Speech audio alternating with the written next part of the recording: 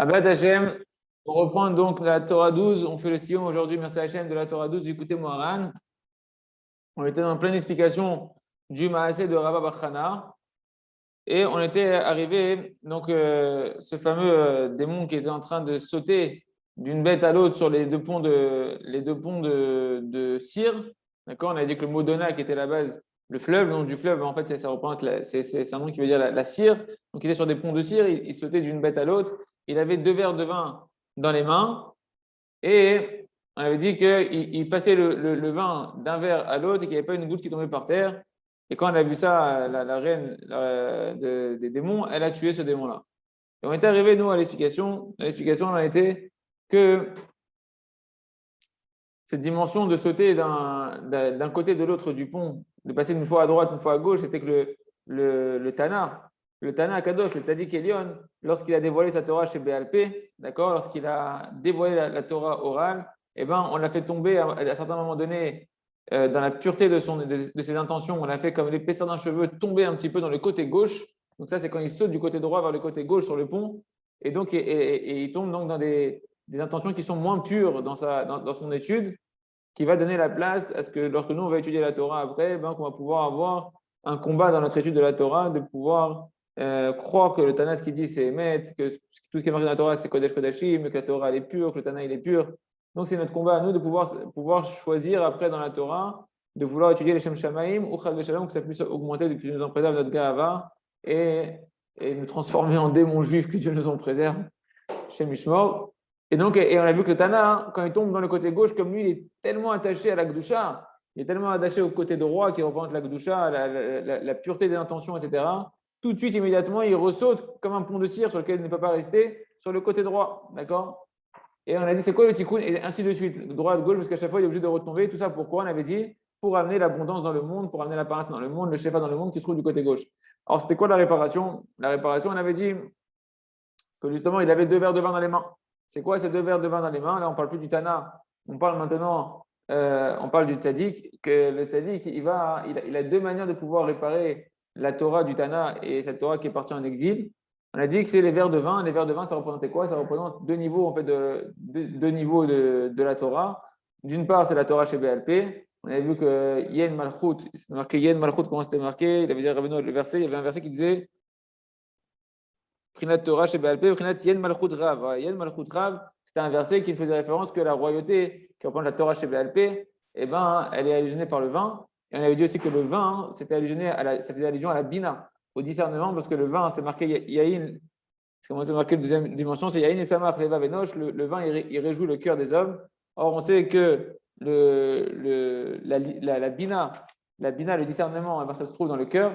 Donc, le vin fait référence au cœur et à la bina. Et on a dit que le tzaddik, comment il répare cette Torah-là, justement? C'est que lorsque justement que ce Talmid Chacham, Shed Yehudi, ce démon juif, il va commencer à dire des paroles de mépris sur lui, qui prennent leur force dans la Torah orale, et ben, ce Talmid Chacham, il va prendre cette Torah-là, qui est Prinat Yahin, qui est la dimension du vin, et il va l'accepter avec amour lorsqu'elle sort de la bouche. Elle sort sous forme, pour l'instant, d'un poison, elle sort sous forme de mépris, de paroles qui sont méprisantes et qui sont des paroles des insultes sur le tzaddik, mais lui, il voit à l'intérieur de ça, il voit le vin qui se cache dedans et il va l'accepter avec amour, avec joie.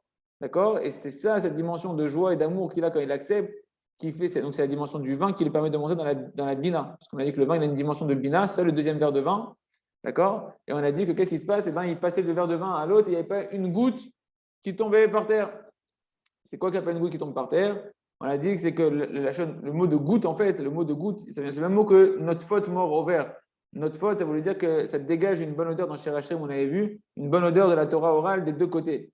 Que lorsque le Tana, lorsque le Tzadik, il fait ce travail-là, il arrive à ramener les bonnes odeurs de la Torah à la fois de celui qui l'a enseigné, donc du Tana, et les bonnes odeurs de celui qui est en train de l'étudier, que maintenant, la Torah, elle redevient une étude qui peut être étudiée de manière, l'Eshem Shamaim, de manière pure.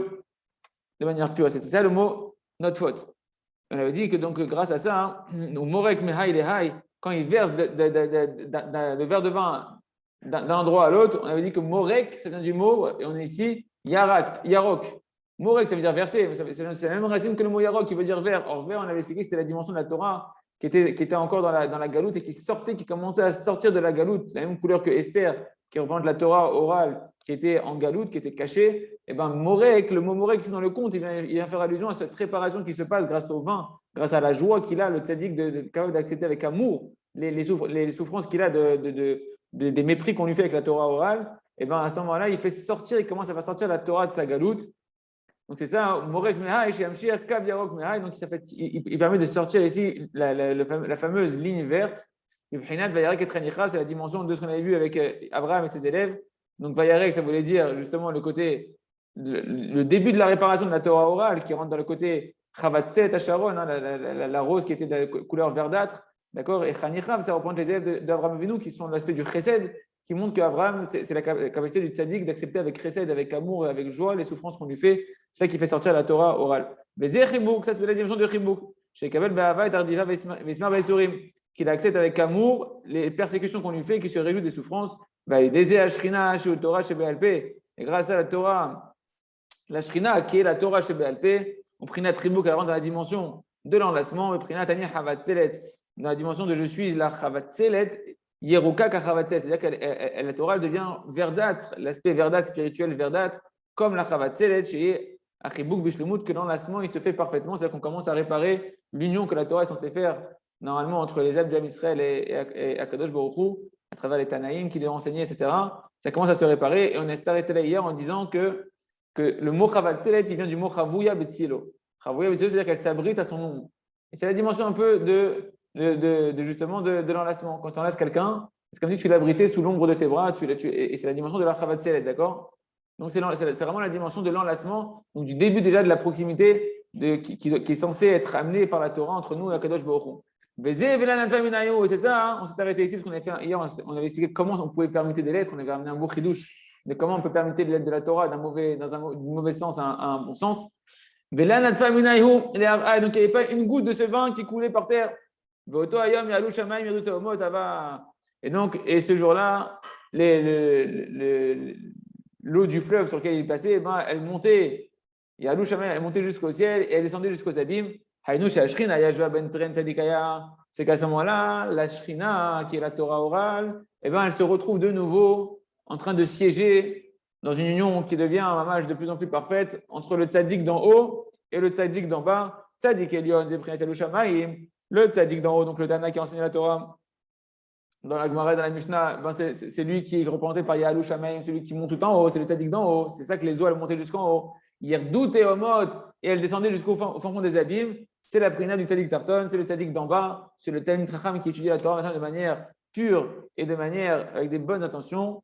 D'accord? Chez Zé, Bechinat Neshikin, que ça, c'est qu'on arrive justement à cette dimension du baiser, c'est-à-dire que la Torah, elle vient vraiment commencer à nous faire sentir l'amour d'Akadosh Baruch Hu, combien nous on aime Akadosh Baruch Hu, l'amour qu'il y a dans la Torah, la lumière qu'il y a dans la Torah, ce qui nous ramène Bitshuva, Bechinat, notre faute, mort au vert. C'est la dimension de cette qui n'y avait pas une goutte qui tombait. C'est la même chose que notre faute mort au vert, que ça dégageait des bonnes odeurs, parce que notre faute et tipa, c'est la même racine. D'accord? C'est la dimension que maintenant la Torah, qu'elle est dans la dimension de Neshikin, de baiser, de ce niveau de réparation, qu'elle revient dans sa lumière véritable, authentique, et ben elle commence à dégager une bonne odeur. Elle commence à dégager une bonne odeur de tout part, et tout le monde prend du plaisir à cette Torah-là, à la fois celui qui l'a enseigné, le Tana qui est dans sa tombe. On avait dit que justement le cavalier qui était sur son cheval, c'était que le Talmid Chacham, quand il étudie bien, et bien il ramène le cavalier, vous vous rappelez, c'était la Neshama du Tana qui revient dans son cheval, c'est-à-dire dans le corps, puisque là-bas ses lèvres vont de nouveau remuer, et là, cette fois-ci, il prend un plaisir. Il prend un plaisir, contrairement que quand dans le conte c'était marqué Velo Yachille, que le démon, il courait lui aussi sur la muraille, vous vous rappelez, et que le cavalier, il ne dépassait pas le démon. Et on avait dit Velo Yachille, comme il avait interprété Rabbeinu, Velo Yachille, il avait dit, c'est-à-dire que le Tana, il ne supportait pas en réalité lorsque le Talmid Chacham étudie sa Torah de manière avec de la gahava et de l'orgueil. D'accord? Tandis que là, maintenant, dans le niveau de la réparation, il y a une bonne odeur qui se dégage. C'est la bonne odeur que le Tana, il prend à la fois du plaisir qu'on étudie sa Torah, et celui qui étudie la Torah, il prend du plaisir aussi parce qu'il étudie la Torah, les Shem Shamaim, et donc la Torah elle a une bonne odeur de tout part. En vert, on avait dit c'était de tout part. Notre faute mort au vert, c'est des deux côtés de la Torah, des deux côtés des tzadikim qui l'ont enseigné, qui l'ont étudié, la Torah, elle dégage une bonne odeur. Okay, c'est ce qu'on a dit. Et donc, c'est la dimension où il y a vraiment l'attachement entre le Tana et celui qui l'étudie, entre le Tana et le Talmid Chacham qui étudie, comme un baiser, que le souffle de la Neshama du Tana et le souffle de la Neshama de celui qui est en train d'étudier avec ses paroles, les deux lèvres, elles remuent, et il y a vraiment une union entre les Neshamot, entre le Ruach du Tana et du Talmid Chacham. va aider. Mana cette brinat neshekin.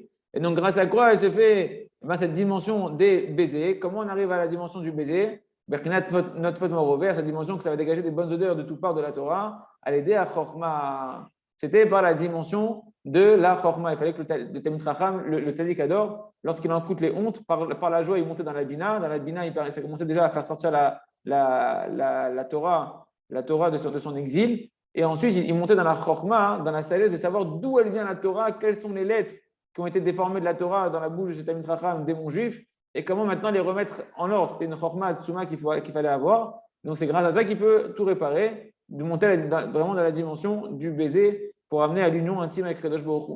Que la Torah, elle retourne dans son union intime avec Kadosh Baruch Hu, et que quand on l'étudie, on redevient en intimité, on sent l'intimité avec Kadosh Baruch Hu. Baiser ou Shma'at, et on voit encore une fois combien on a besoin du tzaddik pour pouvoir recevoir la lumière de la Torah. Baiser ou Shma'at malchuta ketele. C'est ça la dimension dans le conte de Rabbi Bachana, que la reine, elle a entendu et elle l'a tué. Quel rapport la reine, elle a entendu et elle l'a tué? La royauté dont on parle ici, c'est que le tzaddik ador, le tzaddik sur qui qu'on est en train de mépriser, lui, il va prêter attention au shma'at malchuté. Elle va entendre la royauté. C'est qui la royauté? La royauté, c'est la Torah chez BLP, c'est la Torah orale qui représente, elle, la royauté de Kadosh Baruch Hu. Quand on comprend la Torah orale, quand on comprend ce caché au niveau de nous, on prend sur nous la royauté de Kadosh Baruch Hu. Donc, on se rappelle, c'est pour ça qu'on appelle ça la Torah chez BLP. C'est marqué dans le Petach Eliyahu, mais le sens simple, c'est que voilà, grâce à la Torah orale, je peux prendre sur moi la royauté de Kadosh Baruch Hu, je sais ce caché au niveau de moi. Donc, c'est quoi Ushma Adman Al-Khoté? Il a entendu la royauté, c'est qu'il entend, il se concentre avec sa chorma, qu'Hachem lui donne, grâce à la joie, Hachem lui donne de la chorma, qui lui permet de la bina, il monte à la chorma, et il peut maintenant entendre la Torah orale qui se cache dans les insultes qu'on est en train de lui faire, dans le mépris qu'on est en train de lui faire. Et c'est Pélé, parce qu'il y a une histoire avec le Rav Arush, qui était à Ouman, quelqu'un est venu le voir, et il a commencé à le mépriser devant le Kever. Le Rav Arush a dit, vous vous rendez compte la haine gratuite dans laquelle on est aujourd'hui, dans le Kever. Il parlait, et je pense que ce n'est pas arrivé qu'une fois, ce genre d'histoire. Mais dans le Kever, devant le Kever de Rabbeinu Akadosh, et là, il vient, il prend l'écouté Moharan, et il lui lit des Torahs du l'écouté Moharan en lui disant à Ourav que Keilou, il a un démon juif, etc. C'est exactement ce qu'on est en train de voir. C'est-à-dire que le bonhomme, il est en train de prendre de la Torah, et la Torah, il la comprend tordue, et le Rav, il n'a pas répondu. Le Rav, il n'a même pas regardé. Il est resté comme ça sur le Kever en train de continuer à prier, comme si il n'était pas là. Mais qu'est-ce qu'il faisait en même temps? Kamouvan qui est en train de faire ce qu'il est en train de dire à Ben Armanis, c'est-à-dire qu'il est en train d'écouter, et lui, il est en train de dire ça comme Torah, etc. Mais en fait, la Torah, il faut la comprendre comme ça. Il accepte Bessimcha avec amour, etc. Et il fait remonter la Torah à sa source. Et il nous aide à nous de pouvoir maintenant, à la fois, pouvoir utiliser la Torah Hashem Shamaim et pouvoir recevoir du Shefa, de l'abondance, etc. Mais c'est pélé parce que tu vois que les Talmidei Chachamim, plutôt, ils prennent de la Torah, quoi. Ils parlent que de Torah. Donc, ils prennent de la Torah et avec la Torah, ils la déforment. Ils la déforment parce que ça peut être, Shalom, un poison mortel. Je vous invite à tous. Je pense que c'est bientôt, je vais bientôt faire ça, je pense. Je vais poster à la fin, même durant toute la Torah qu'on est en train de faire, le l'écouter de Tfilote qui va avec, parce que c'est important de prendre les Tfilote de Rabbi Nathan qu'il a composé sur chaque enseignement du l'écouter Moharan. Ça permet vraiment de retirer le concret et de pouvoir surtout de vouloir passer, de transformer cette Torah-là en une acquisition de la vie de tous les jours. Et on voit combien Rabbi Nathan il prie Hachem, Tatsiloti, sauve-moi de ne pas étudier la Torah avec Gahava, sauve-moi, aide-moi à étudier la Torah Hachem Shamaim, que je ne rentre pas dans le poison de la Torah. Aide-moi à avoir le Samchaim de la Torah, que je ne parle jamais sur les Talmidei Chachamim. Aide-moi à avoir foi dans tous les tzadikim amitim, que je sois comme de la poussière à leurs pieds.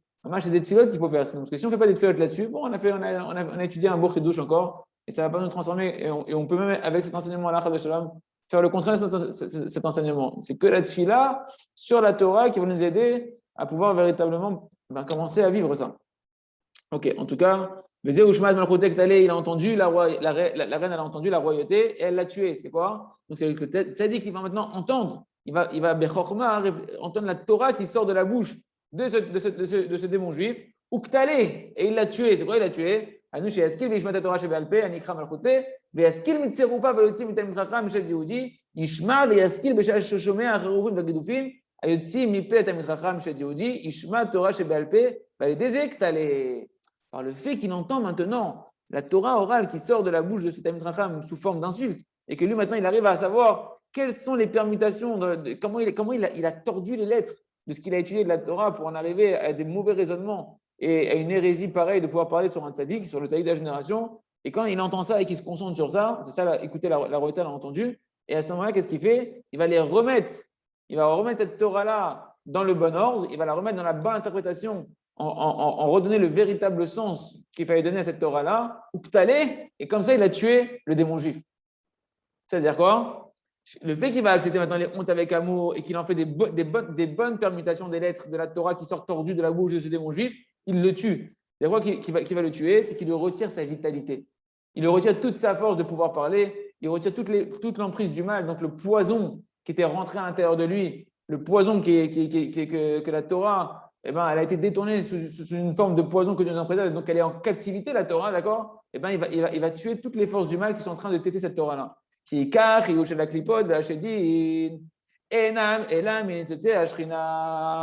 c'est un grand principe que l'essentiel de la vitalité des forces du mal et des clipotes, des écorces, de toutes les forces du mal, d'accord, on les appelle des écorces. Pourquoi des écorces? Parce qu'une écorce, c'est quelque chose qui enveloppe de manière extérieure quelque chose qui est intérieur. Et en réalité, les forces du mal ne sont qu'une écorce superficielle. C'est jamais la réalité. Même nous, quand on se voit, quand on fait Cheshbon Hanefesh et qu'on voit qu'il y a du mal qui est passé par nous dans la journée, des pensées, des paroles, des actions qui n'étaient pas comme il fallait, c'est pas nous, c'est l'écorce.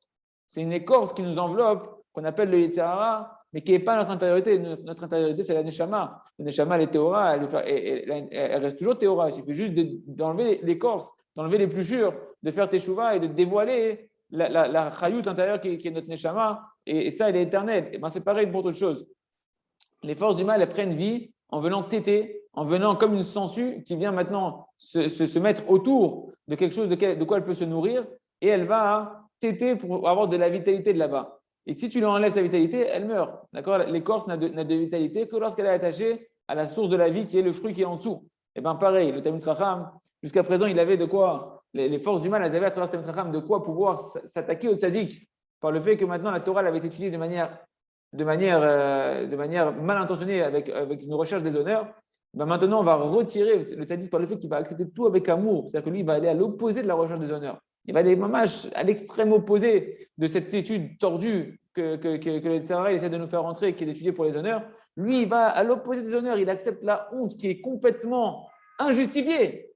D'après ce qu'il est, le tzaddik, c'est injustifié qu'on lui fasse honte. Si on ne regarde pas le côté que Ravoni nous explique ici, c'est injuste normalement. Au niveau intellect humain, il n'y a aucune raison de le mépriser. Au contraire, on devrait lui donner toutes les honneurs. Et lui, il est capable, par amour pour Kadosh Baruch Hu, d'annuler complètement sa gahava, complètement la recherche des honneurs à Dassof.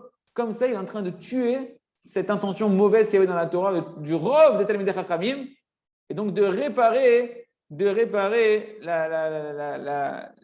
sortir la Torah de la galoute et de retirer les forces du mal, de pouvoir s'absorber et avoir des forces de cette Torah-là. Parce qu'il faut comprendre que notre Torah, tant qu'on ne fait pas de chouva dessus, elle alimente les forces du mal. Tous les Hezbollah et les Hamas, etc., ils sont alimentés par la force de la Gdusha.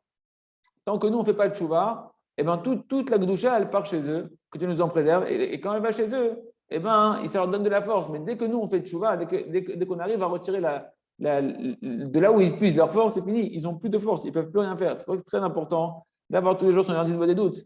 Parce que même si Khadajam, il s'est passé ce qui s'est passé, eh ben, tu peux tout réparer et tu nettoies et tu ne laisses pas ta vitalité partir chez les forces du mal. Parce que l'essentiel de la vitalité des écorces et des chédim, des démons, elle ne provient que des étincelles de la shrina. D'accord? Donc, c'est-à-dire, c'est chez le dibouré, limudo, chez la Tana. Donc, c'est les paroles du Tana, les paroles de la Torah orale qui sont rentrées dans les mauvaises intentions qui ont vitalisé, les mauvaises intentions du Talmud Chacham et des bons juifs, qui ont vitalisé en fait les forces du mal.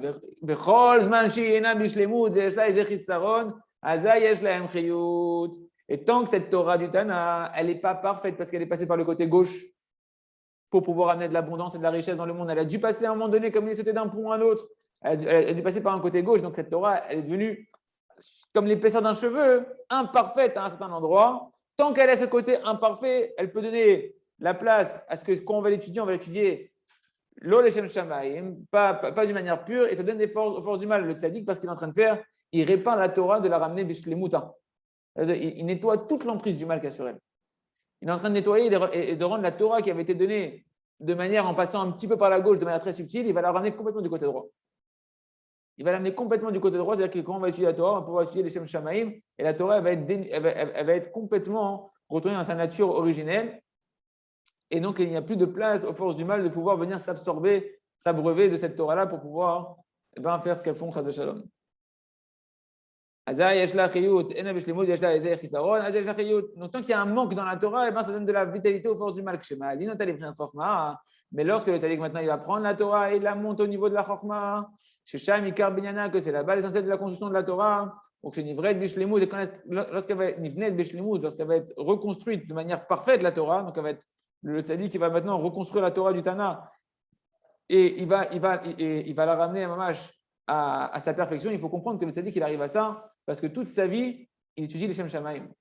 Hein, lui, toute sa vie, le tzaddik adore, c'est celui que toute sa vie, quand il étudie la Torah chez BLP, il a à côté de ça, il des doutes, il a à côté de ça des tfilotes, norayot, et il est tout le temps en train de faire tchouva pour pouvoir arriver à un niveau d'humilité et de pureté de cœur quand il étudie que les Shem Shamaim. Donc c'est lui que, comme il étudie la Torah, les Shem Shamaim, Esrim Verba Shaot, eh ben, il peut maintenant, lui, être capable de remonter la Torah dans le Shem Shamaim, dans la Torah, dans sa perfection originelle. Et grâce à ça, il tue le démon juif. En faisant ça, il tue le démon juif.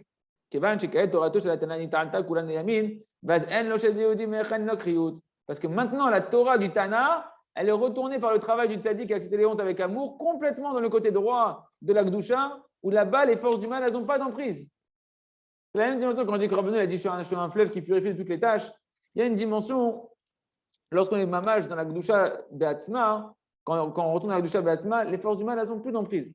Tout se nettoie là-bas et là-bas, les forces du mal, elles ne peuvent pas rentrer là-bas. C'est ça que l'importance quand on travaille sur la Emouna qu'il n'y a que Akadosh Baruch Hu, qu'il y a Akadosh Baruch Hu, il est que Rachamim, Akadosh Baruch Hu, il est que Chesed, Shakol et Tova. Quand tu montes véritablement dans cette dimension là-bas, tout se nettoie.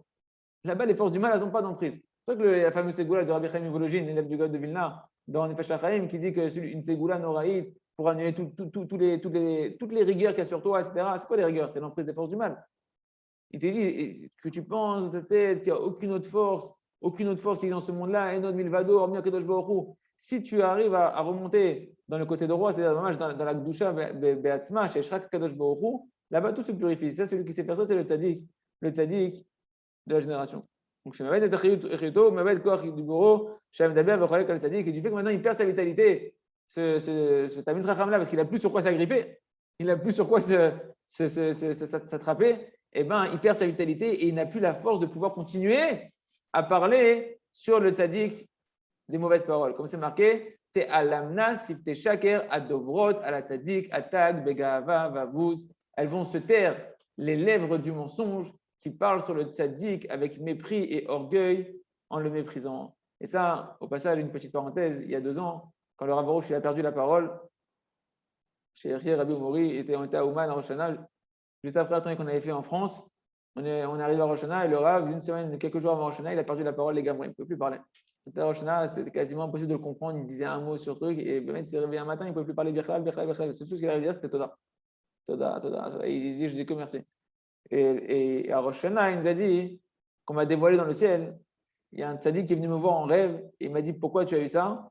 Parce que tu as un koach hadibour, tu as une force de la parole extrêmement forte. Une force de la parole, dans la capacité à être entendu par le monde pour diriger les gens dans le monde.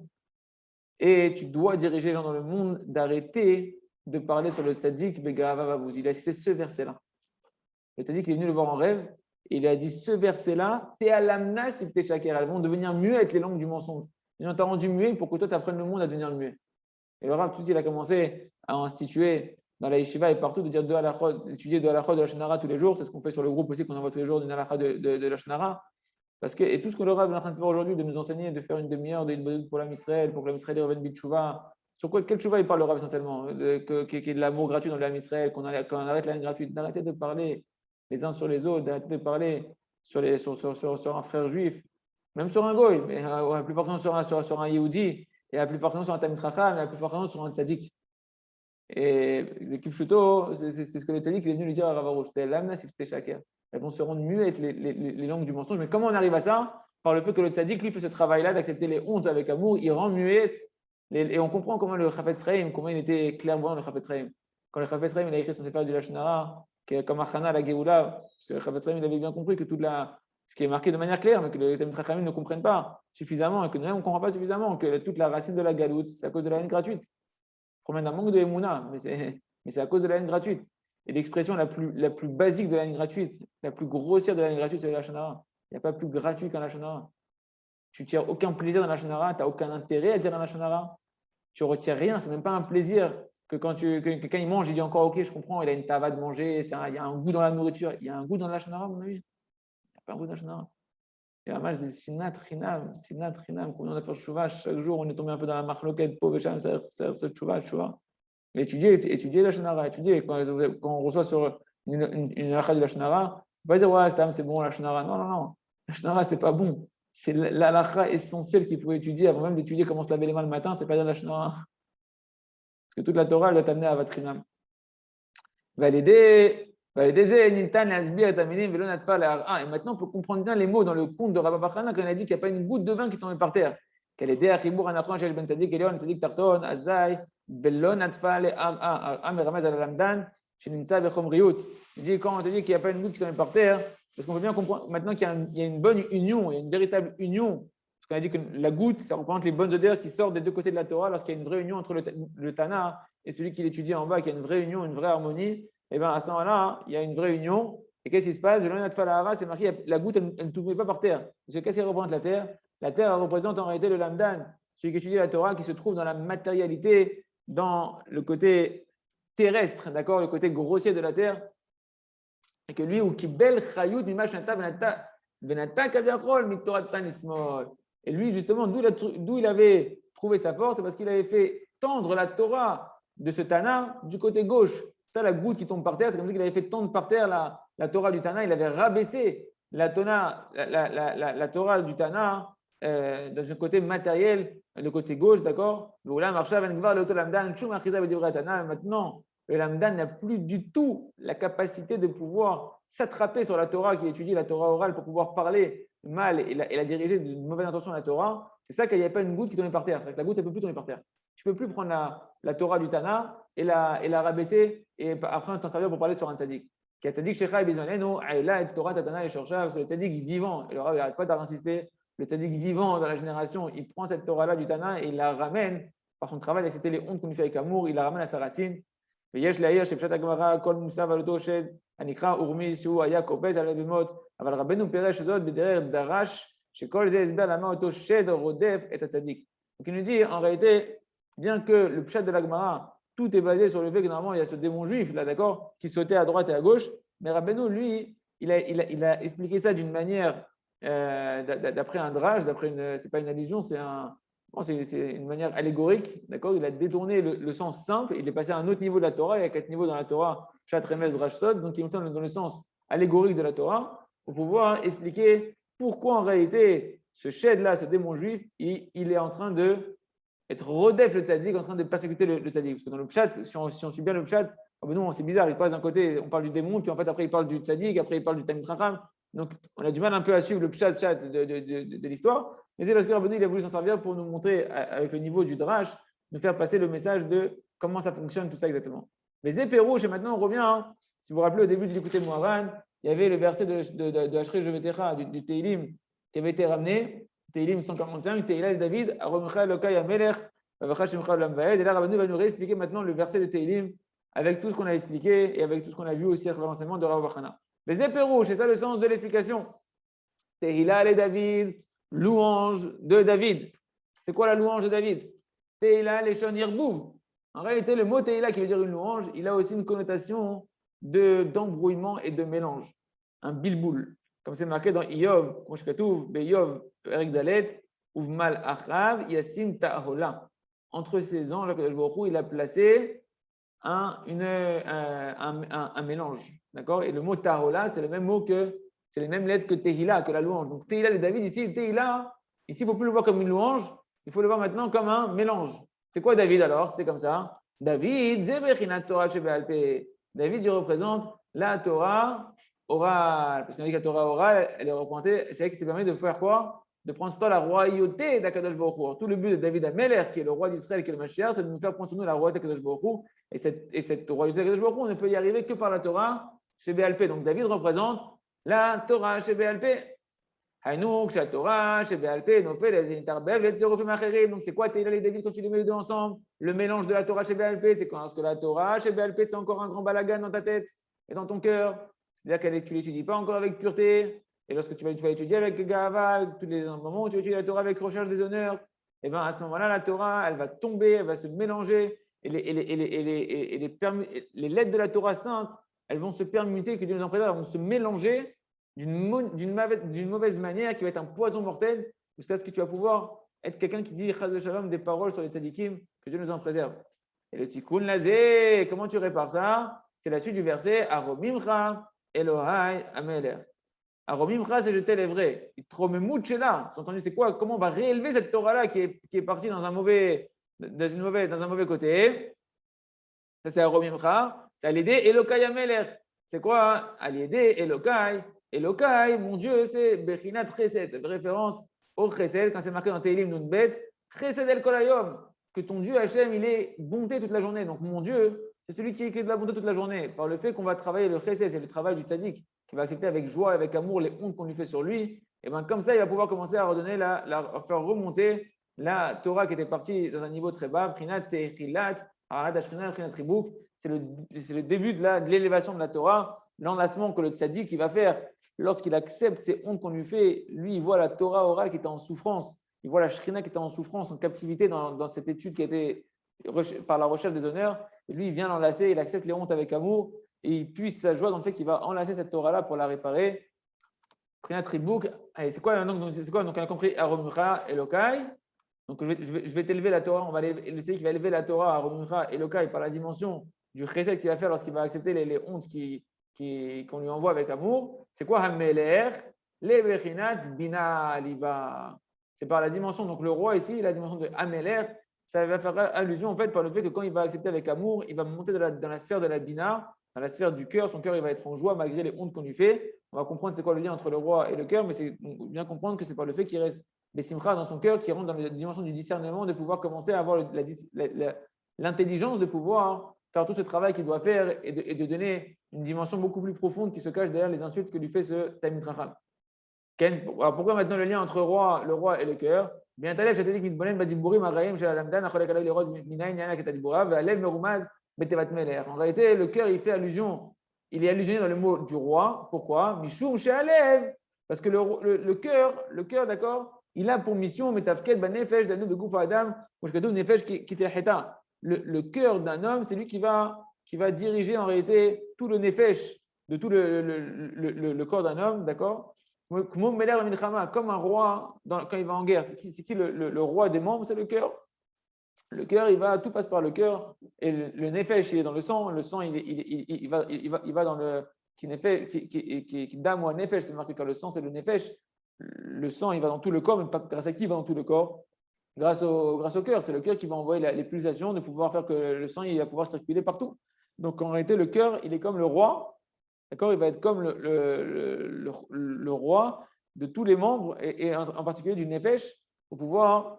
Donc ce qui est important pour nous, c'est que le mot ici maintenant roi, Romcha Elokai Ameler, donc le mot roi, il fait référence au cœur qui fait référence à la bina, qui est l'acceptation dans la joie en fait, quand le tzaddik dans son cœur, il est simcha des hontes qu'on lui fait, c'est comme ça qu'il peut faire remonter la Torah qui était en captivité. Comme c'est marqué dans la Sefer Yetzira, qui a lève ou à Melech Moshe le Kol Ha'Evarim. Donc le cœur, c'est le roi de tous les membres.